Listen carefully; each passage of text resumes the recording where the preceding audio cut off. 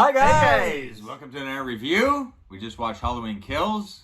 Yes, We're sir. a bit late on this one, but it was a fun watch there. It was not too bad. That's I right. thought it was better in 2018. Yeah, it was definitely better in 2018. Yeah, so what do you think? What do you think? Bro, let me just say first, it's good to be back in the old chair, bro. It was dusty. I know, I had to dust off the old bastard. Yeah, I mean, it was fun. It was fun. We just finished watching it. That's it. Just like 10 minutes ago, so it's fresh in our minds and stuff. Don't need no notepad or anything. No. But yeah, it's directed by David Gordon Green again.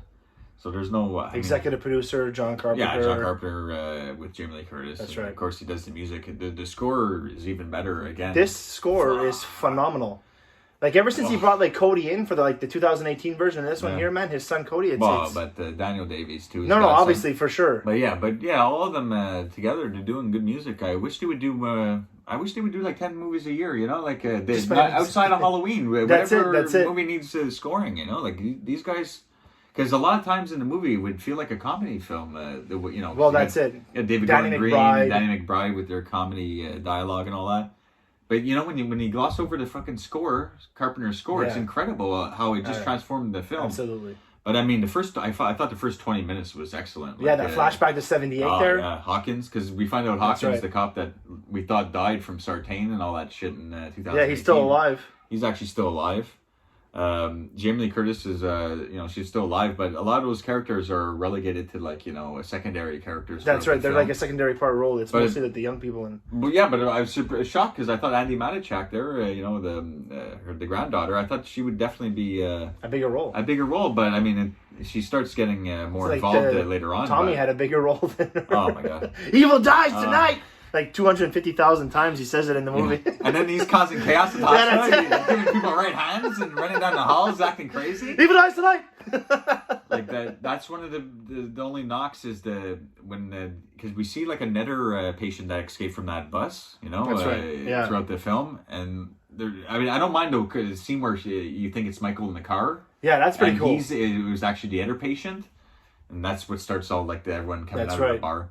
But yeah, the first 20 minutes is fantastic with the flashback scenes and Hawkins. You see him chasing Michael Myers. Bro, when Michael comes out there, man, and he comes right at the other cop there. Bro. Hawkins' partner. Yeah, it's like they sped it up. Oh my god, bro! They ran right at him, man. That gave me a good jump. That gave me a good jump for an honest jump scare there. That was well done, and the way they made Dr. Loomis look. He looked great. Fuck yeah, man. He really did look great. I don't know if they used that same type of stuff they did for the Irishman, made him look a little young there. But they made it look like... he was really there. Yeah, it was pretty fucking similar to they did something like that in one of the newer Star Wars movies too. With the they brought Carrie Fisher, making look like she was really young, But also the other guy too there, the old-time horror actor, Peter Cushing. Peter Cushing, yeah. They brought him back, He was like animated or computerized, like...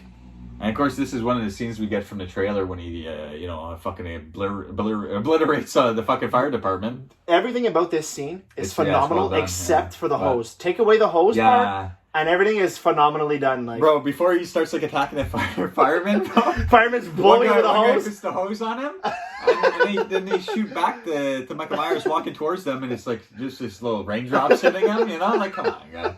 Like he should have been able to grab that guy before. Don't even show that. And a few other scenes I will get to that should have been trimmed out, whatever. But I mean, for the most part, I find all the scenes with Michael look great. Like, I find the mask burnt on the side and everything looks fantastic. And I have to say, I really love his kills in this movie. Yeah, the kills are fantastic. The kills in this movie are phenomenal. If you're a person that likes the kills, one where he's lifting the fire guy? Yeah, he's lifting the fireman and then he rips it right out of his body. Bro, what about the married couple that you see in part 1 get into the car there? The guy where he starts just choking him? The nurse? Yeah, the nurse guy. He starts choking him. The male organ. Bro, he gets a knife right in the eye and you just see the knife just sticking out of his eye. Like, bro, the kills are phenomenal in this. And some of the characters that came back from the original there. Well, you had the nurse driving in the car with Loomis in the original that Michael attacked there. So they had to... They reenacted that scene. Yeah, pretty much to a T. But yeah, this is full of spoilers, so don't watch this if you haven't seen the movie. But yeah, she gets killed, and little Lindsay there, played by Kyle Richards. That's right. And Kim Richards, remember her? I think we already talked about this maybe during the John Carpenter's Halloween review. Okay. where her sister played in Assault on Precinct 13. Yeah, she was the girl that got shot with the ice cream. So that girl, the black hair there and everything, that's her real sister in real life there. But yeah, so she came back like 41 years later. She's looking okay. She's in her mid 40s, I guess. But she has a close encounter too with him. She's the only one that survives pretty much. Yeah, that's it. She hit him with a bag of bricks.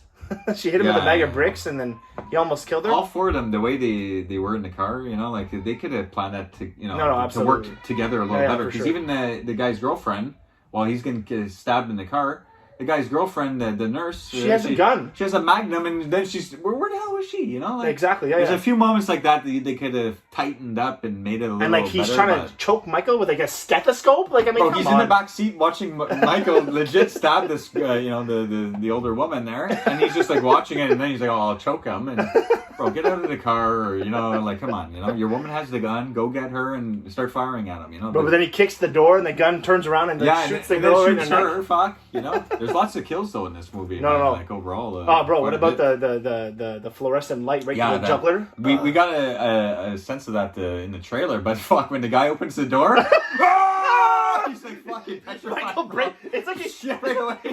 It's like the guy's scream scared Michael, and his reaction was to break the light. Yeah. And the guy closes the door, bro. He's locking it. He's like, no, there's someone in the house. What the fuck is Michael doing back there? But did he ever get it, bro? Yeah, Michael just stuck that guy with a pig, bro. He's like, he had 5-6 knives coming out of his body. Yeah, that scene, because after he you think he kills that guy, and then he goes and kills his wife with the fluorescent light through the neck. But while she's dying, she's legit. She's still alive. You see her breathing, looking, and all you hear is. But that's her last fucking visuals. This guy just unloading 6 knives on her husband's back while he's already dead. Looks like a goddamn pincushion, this guy. It's almost like, we're kind of talking, man. We've never really seen him that crazy. No, that's sadistic, bro. Yeah, you mentioned, though, in Rob Zombie's Halloween 2 in the hospital. That's right. Is the nurse, he just goes off 20 times. It's stabs her 20 times. But that was the first time you see him sadistically. But the way he was moving, I felt like this guy's insane. He's a little robotic. He's just grabs a knife. Another knife. And the way they filmed it too, that scene was good because he's kind of out of focus a bit. So, but you see what he's doing, but it's really focused in more on the lady, the wife. Yeah, she's breathing and watching the death. And there's another good scene when the breathing started. Remember, you're like, fuck that. So good, bro. So at least that's where he's chasing. That's where he's chasing Lindsay. Yeah, that's right. Yeah, chasing in the little forest area, and you just hear the breathing over the music, man. It's like. Through the mask. So good. I find it's important in every Halloween to at least have the breathing in one section of the film because that's iconic too, and that could build the tension with the music. And the music music's phenomenal throughout the whole film, but even the additional stuff that wasn't in 2018. That's right. Because they're already, that main riff down. But there's added things in there now too with that main. There's a couple of different new types of riffs that they're using. I heard a. Little added, fucking spine tingling noises, No, that's great though. Score is fantastic. Yeah, John Carpenter and the Son and Godson really delivered on that front, boy.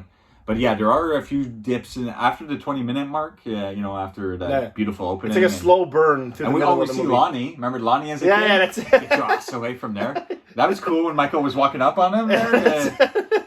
Yeah, that was right before all the stuff in the house with Hawkins and that's right. Dr. Loomis and all that. But yeah, that whole flashback sequence is fantastic. Then it kind of when they're at the bar and Tommy's talking about what happened. Yeah.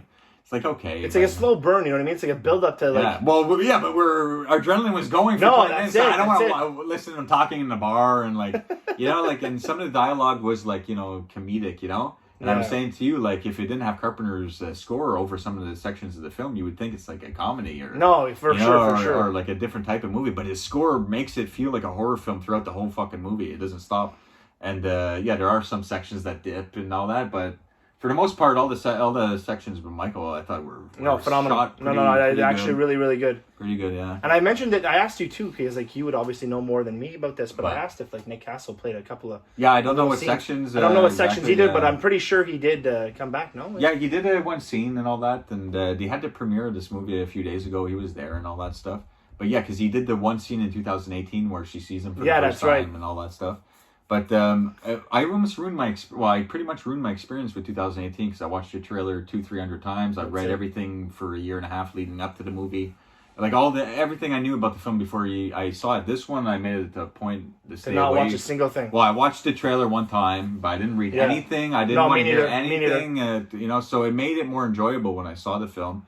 Definitely over the 2018 experience. And I got a couple of good jumps too because you didn't know what was coming. Yeah, man, I didn't. Exactly. I like legit only from that the fluorescent light kill. You know, yeah, that's it. We knew that was coming. Fire shots there and all that, but I mean, there are some, and especially the ending.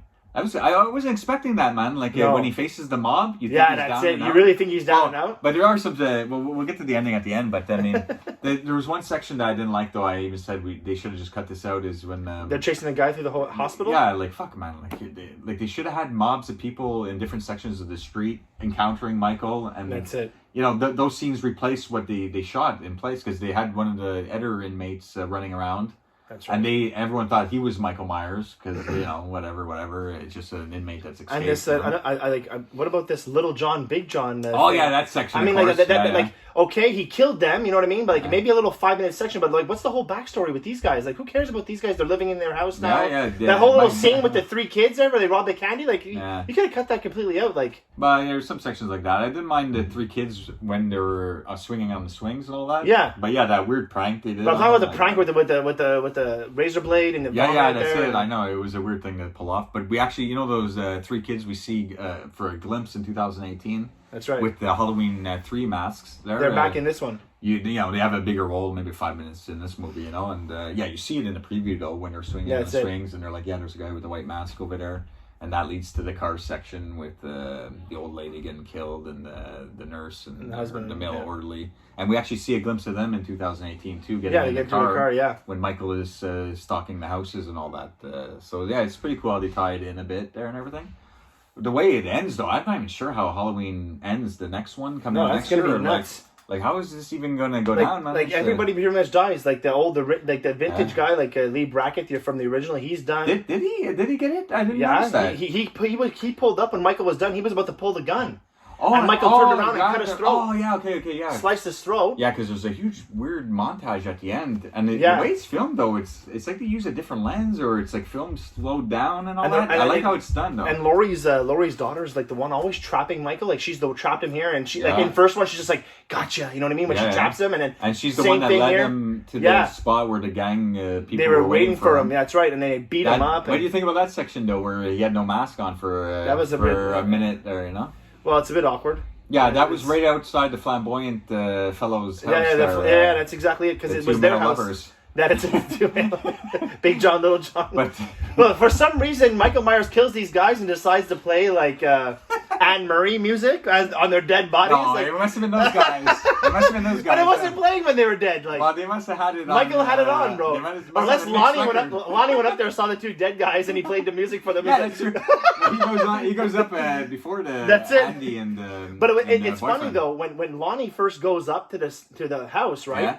The way he's at the door, it's like he's in part 1, the original, where Loomis is like, "Hey, Lonnie, get your ass away from there!" Yeah. Like he's like against the window. But he never went in the original. And this that's it. And that's it. And that's another thing too. You find out in this movie because they were talking about like how Lonnie was the only one that had guts to go in the Myers house. Yeah, but then he said he's just like, I never went in there. I always lied. You know, like. But us as the viewer knew like that's it. But I don't know if there's other occasions outside the one where Donald Pleasance like scared him off that's there. Or I don't know, but. Yeah, we just go off what we saw in the in the original and stuff like that. But Michael's chewing on the dogs and everything in that house. Bro. But also, that's pretty cool though. In '78, when you go back in the house and all that, you see the friggin' thing that smashed the window still there, the drain there for the water, and the dog there because you didn't really see the dog when Dr. Loomis and he got hungry and Brackett are looking at it. I got hungry, yeah. Yeah, so it's cool to be back in that house, and yeah, I thought it was shot really well. And the freeze frame when they catch Michael in front of his house, just like the original freeze frame when he was 6 years old there, I thought it was pretty cool, man. A nice little touch and all that. But what about the kill where he kills Lonnie's son? Oh fuck! Laurie's granddaughters. Well, yeah, the fucking Allison's boyfriend there. Yeah, Andy Manischak's boyfriend. Cameron was his name. Cameron, yeah. This guy, bro. This guy got it bad, man. And I thought, you think for a split second that he may make it to get into the third one because Michael leaves him for a bit. Well, but when he comes up the stairs... It's funny how you even said it, eh? because he just like destroys this kid and leaves him hanging on the stairs. Still breathing, though. And he's still breathing, and I'm just like, imagine Michael just like, as he's going down the stairs, gives him one final shot, and then you're just like, look, and fucking twists his head. The kid's head is like peeking out the railings there, so when Michael's walking down the stairs, his head is like close to Michael. That's it. So he takes a stop right there, It's in the scene where Allison's screaming at him, do it in the house in the trailer. It's right before that happens. He walks down the stairs and grabs the guy's head and just twists it. He's not going to be back like his head's looking up. There's no Hawkins, No, that's it. That guy. Because I thought for sure Hawkins was dead in 2018. For sure, I was shocked to see him still breathing there. So that was pretty cool that he's back. Like you said in the beginning of this interview, I like how the review, sorry, not interview, but I like how they touched up on Hawkins' past in 78, from his point of view. You know what I mean? It was a great opening, man. It was really cool.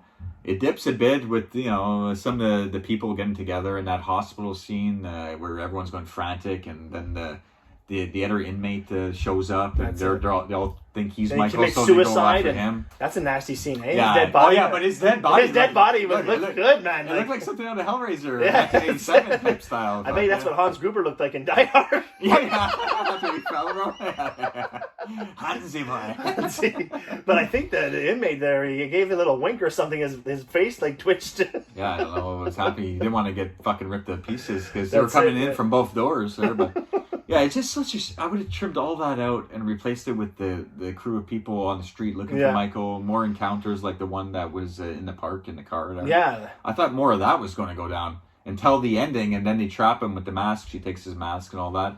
Yeah, because while Andy Manichak's like, do it, she's actually like telling her mom to do it with the... Stab him with a pitchfork in the back. And, that's right. Yeah, she gets some good though, fuck. It looks like it's right in him there. Curve stomped his face right into the stair. That's true, yeah. She gives him a good kick, and then, she takes off his mask and leads him down the laneway. Yeah. And that's where the gang of people kind of like surround him.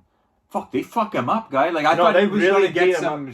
Because during the fire it was almost the same thing. Like, he's surrounded by a bunch of people. And he caught them off guard, though. These guys are already, one guy had a gun, they had fucking... No, one of the firefighters had a chainsaw. He turned that right back on them, though.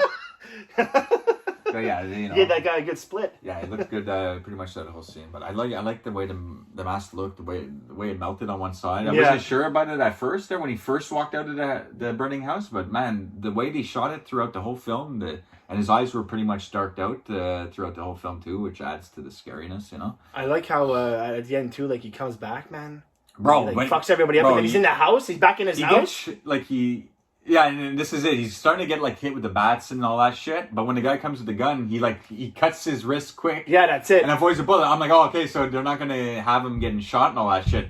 But sure enough, the guy like holds with his wrist, broken wrist, all cut up. He gets shot like 4 times at least, So he gets shot more. He gets beaten like a fucking to a pulp. Yeah. And then Laurie's daughter stabs him right in the fucking back. Karen. Yeah. So she you think does the final. That's it. You think and that's why everyone dispersed. And so instead of having like 20 people, that's it. Instead of having like 20 people around him. Yeah, it's crazy. There was only like maybe 5 or 6 left, and he disposed of those guys real quick. No, it's true. But the way they film it's like slowed down. It feels like it had a different lens for that section too. And Tommy got it too, man. Tommy gets killed. Lee Brackett gets killed. And the way Laurie's daughter gets killed, all within the last 2 minutes of the movie. Like, it's so shocking. Like literally everybody from like the old movies dead. Like, I thought I didn't mind Anthony Michael Hall, but a lot of the dialogue was kind of funny. The way he was, evil dies tonight. Evil dies tonight. In the hospital. He's like jumping. Oh my god, bro! On the floor. What about Big John and Little John, bro? The 2 flamboyant lovers there. He had the little charcuterie knife. He's going up the stairs. But the way he took off his robe, I thought he had some skills. No, I thought he was a trained fighter. Bro, he literally got like jacked up in his armpits. Yeah. And then that was a scary little jump scene. Stabbed him Bro, he held his arm like that and stabbed him in the pits. Oh! And then the other guy, you don't know what happens to him. Yeah, that's you it. See them in the house later, and he's got a couple knives. And then Anne Marie's playing in the big love scene at their final death, and the guy's eyes got punched through his head. Some good scenes. All the scenes with Michael, I really enjoy. It just, every time it's not the scenes with Michael, it's like, okay, let's get through this dialogue. But overall, I find it's a lot more enjoyable to watch than 2018. Because now 2018, I want to skip the first half until he starts walking, doing the tracking shot, like through the streets and the houses. So man, like the fucking podcasters in 2018, like going to the hospital. It's just like it's so long and boring. And this one picks up right away. You know, it's already we're in the moment. You know, and it's already out with there. The theme, we can't express it enough, man. That theme is music. just The music is phenomenal. I definitely got to do a trailer for this with a trailer with the theme like that. And it's so good, bro. But the ending. So So did he just show up at Karen's house and fucking slice her up right at the end? No, that's Michael Myers' house. Oh, she was still in the house looking out the window. That's it. Because as Laurie's talking, right? Yeah. I was talking about like that's why his mask is so significant because he was saying he looks at it when he's looking out the mirror. When he's looking out the window, he's not looking out the window. He's seeing his reflection. That's what he's staring at. So she goes there to look out the window, and I honestly thought I thought she was going to see him. She was going to see him down on the street like alive, right? I thought there was going to be like a reverse play because she looked up in part one and saw him. Well, yeah, but that was Laurie though. This is her. No, I know what you mean. You know what I mean? Like it was like kind of be like a reverse roles. You know what I mean? Like, but she looks out the window and he just fucking comes out of the darkness, bro, and just fucking kills her. Like, so she's pretty much done. She's not going to be back for part 3, I guess. Which is going to fuck up Andy Manichak even more. No, that's it. You can tell she's broken up about her father being dead. She's really broken up. Her legs all fucked up, too. It's like twisted backwards and shit. Yeah, because he shot her down the stairs before that encounter with the mom and all that shit. But yeah, so he fucking just pops up after you think he's dead, and then... That's it. Then he just kills all these people in the last fucking 90 seconds of the movie. And then somehow makes his way into his house. So basically, he was on the street. He was just on the other block over, right? Yeah, but all the people, like, how did he get into his house? He wandered around the back, you know what I mean? Like, whatever. It's Michael Myers, bro. It's a movie, it's but Michael Myers. Worked. The ending worked. I thought for the dips and all that shit, the ending really ended on a high note. And yeah, he fucking kills Tommy, though. I thought this guy would have maybe continued on in... And the way he's going, evil eyes tonight, and then Laurie's just like, all the time, Laurie, go get him, Tommy! I got him for you, Laurie! I'm right on him, Laurie! I'm right on him, Laurie! Evil dies tonight! Whenever she says, man, he's on it, fuck. Yeah, and he's always got a fucking... Remember we paused it twice, bro? And he's being like the guy in the bar. He's like, oh, I'm sorry about what happened. Yeah, that's it. One time he paused, he's like this, and he's like, let me buy you a round. And then his face lit up. Oh, yeah, he's ready to booze, paused right on it. And it's just like, fuck, drinks all around. Traumatic experience, bro. He right into the booze right away. This guy probably jumped on the bottle at 8 years old. Oh, fuck, who knows, man. But I mean, they could have used them a little better. I didn't mind some of the scenes where he's walking with the bat on the streets and all that. Besides the slow burns in the beginning and the non-Michael Myers scenes, I have to say the next thing that I don't like about the movie is just the acting. The acting could have been a little bit better. So, yeah, some of the acting. Yeah. But yeah, even Jamie Lee Curtis at points, you know, like it's just like going through the motion type of thing because she wasn't. She's more like a side character in this too, you know. That's right. And, but yeah, overall, I like it a lot better than the first one. Yeah, I enjoyed it a lot more than my 2018 experience, and but I mean, to see what happens. Exactly, that's what I'm saying. Is like if it keeps getting better, you know what I mean? Then I'm excited for the third one. You know, like there's only going to be one more from these guys. I think it's Halloween ends. Eh? Yeah, that's it. So like, I don't. After that, are we going to be in limbo for 10 years, wondering how they're bringing? No, maybe Blumhouse will take up like The Thing or like. No, but I'm talking about the Halloween franchise. Yeah, I understand, but I mean, like, how wicked it would be like if they, like Blumhouse started doing like other Carpenter movies, like Christine. Come on, man! With the money they're making off the Halloween movies, these 3 films, they should definitely give Carpenter a budget and let him do whatever the fuck he wants. Man. Absolutely. Like, come on, man! Like, it's embarrassing that some of these guys don't. It's embarrassing, but I mean, you know. Like I know The Thing was redone there, but I mean, I wouldn't mind seeing like Christine or like Prince of Darkness or something like that, like a Blumhouse version. Like I would want because I'm sure he has other ideas that never got made or like other ideas. Bro, he's writing comic books like crazy. This guy's got ideas for years. Like something that we're not even like familiar with that are on our radar, and he just pops out with a new movie. Like fuck, where'd he come up with this shit? You know, it's so amazing. Or he really wanted to do Dead Space, the video game. Yeah. So that would be interesting too, to do like a Thing, Aliens type of that'd movie. be really interesting. If he can bring it back into his visual style. You see some of his filming knowledge in this movie, like the tracking shots. And pretty much the difference, though, why they can't get the Carpenter feeling of old is because he filmed on actual film, you know, and it was projected in theaters on film projectors. This is displayed, with the HD cameras, recorded, and then it's displayed, through a fucking HD digital projector at the theater. So you can't get that feeling unless you really work with some type of lenses, and they inch their way to. But I mean, who wants to go backwards all the time, But me, I feel like the 70s, 80s Carpenter feelings. the best way to film. So I would want to capture. And it's also the best way to watch stuff, it. Like when we went to go see Hateful Eight for the first time when it first came out on the old film. Yeah, but that was even Carpenter does like 35 millimeter. Yeah. He was doing 70 millimeter. Yeah, so Tarantino. Yeah, for that, that's like that was one of the best experiences in a movie theater I've ever had in my life. Yeah, we went Christmas night, man. Yeah, Christmas night to see the Hateful Eight.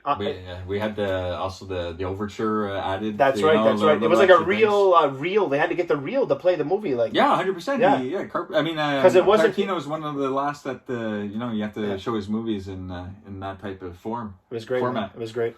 Anyways, guys, so that was Halloween Kills and a little bit of some sprinkled movies at the end there. It had nothing to do with Halloween, but it's been a while. We're a bit rusty, but we had fun with this movie, and we hope we didn't spoil too much, but I'm sure you fucking watched it by now. Come on. Absolutely. Come on. This is Saturday. It came out actually Thursday, I think, and maybe some people had it legally before that and all that, so... Yeah, I'm sure if you're watching this video, you've seen the movie already. We're definitely looking forward to the third one. Pretty good. Yeah, it's going to be interesting. So, till then, guys. Take care. Bye. You gonna get it, bitch.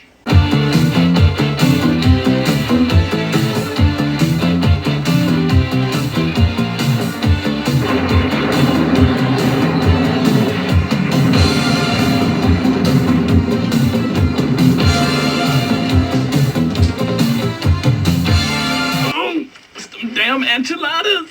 The Daigler.